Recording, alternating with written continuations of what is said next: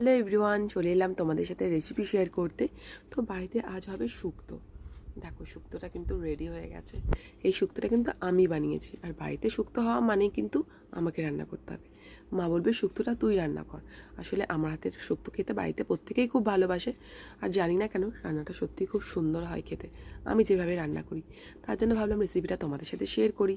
চলো স্কিপ না করে পুরো ভিডিওটা দেখো শুক্তোটা কীভাবে রান্না করছি। তো বেশ কিছু সবজি নিয়ে নিয়েছি, আলু, বেগুন, গাজর, সজনে ডাঁটা, পেঁপে, কাঁচা কলা আর উচ্ছে। সব কিছু সবজিগুলো কিন্তু লম্বা লম্বা করে কেটে নিয়েছি সুন্দর করে। প্রথমে কড়াইয়ের মধ্যে বেশ কিছুটা তেল দিয়ে আমি ডালের বড়িগুলোকে লাল লাল করে ভেজে নিচ্ছি। শুক্তোতে কিন্তু মাস্ট বড়ি দিতেই হবে। বড়িটা বেশ লাল লাল করে ভেজে উঠিয়ে নিয়েছি। এরপরে আবার তেল অ্যাড করে ওর মধ্যে আমি কিন্তু উচ্ছেটাও সুন্দর করে লাল লাল করে ভেজে নিলাম। দেখো ঠিক এইভাবে। এরপরে ওই তেলের মধ্যে আমি বেগুনটাও ভেজে নেব, কিন্তু বেগুনটা লাল লাল করে ভাজলে হবে না, বেগুনটা 2-3 মিনিট ভাজলেই কমপ্লিট হয়ে যাবে। এরপরে আবার তেল অ্যাড করে বাকি সবজিগুলো সব কিন্তু একসাথে ভেজে নেবো। চাইলে আলাদা করেও ভাজা যেত, আমি বাকি সবজিগুলোকে সব কিছু কিন্তু লাল করে একসাথেই ভেজে নিলাম। দেখো, এরপরে আবার তেল দিয়ে আমি ফোড়নের মশলা, 5 ফোড়ন, গোটা গরম মশলা, শুকনো লঙ্কা আর একটা তেজপাতা দিয়ে ফোড়নের মশলাটাকে খুব ভালো করে লাল লাল করে ভেজে নিয়ে একটা বাটা মশলা রেডি করতে হবে। তার মধ্যে আমি দিয়েছি সর্ষে, পোস্ত, রাঁধুনি, কাঁচা লঙ্কা আর আদা দিয়ে একটা মিহি পেস্ট আমি রেডি করে নিয়েছি। ফোড়নের মশলাটা খুব ভালো করে ভাজা হয়ে গেলে ওর মধ্যে আমি পেস্ট করে মশলাটা, সর্ষে পোস্তর মশলাটা আমি কিন্তু দিয়ে এটাকে একটু বেশ কিছুক্ষণ রান্না করে নেবো।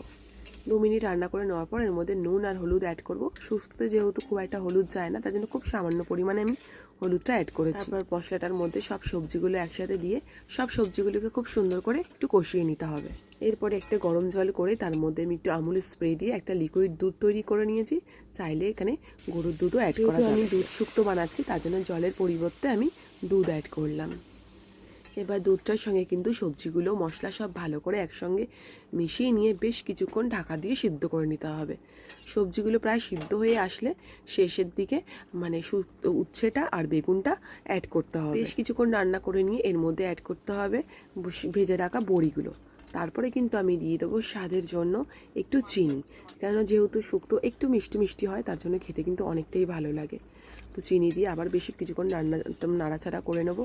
শেষে কিন্তু নামানোর আগে ঘি বা বাটার দিয়ে এটাকে নামাতে হবে। আজকে আমি ঘি দিলাম না, আজকে আমি বাটার দিয়েই করলাম। বাটার আগে দিয়েছিলাম, তাতেও খুব সুন্দর লেগেছিলো খেতে, তার জন্য বাটারটা অ্যাড করলাম। তো রান্নাটা দেখো আমার পুরোপুরি রেডি হয়ে গেছে। চলো একটা বাটির মধ্যে ঢেলে দেখাচ্ছি কীরকম লাগছে দেখতে। দেখো, শুক্তোটা দেখতে যেমন হয়েছে, খেতেও কিন্তু সত্যিই খুব টেস্ট হয়েছে। তার জন্য বাড়িতে শুক্তো হলে আমাকেই রান্না করতে বলে, আর রান্না করতে তো আমার একদমই বিরক্তি নেই, রান্না করতে আমি ভীষণই ভালোবাসি। তো শুক্তো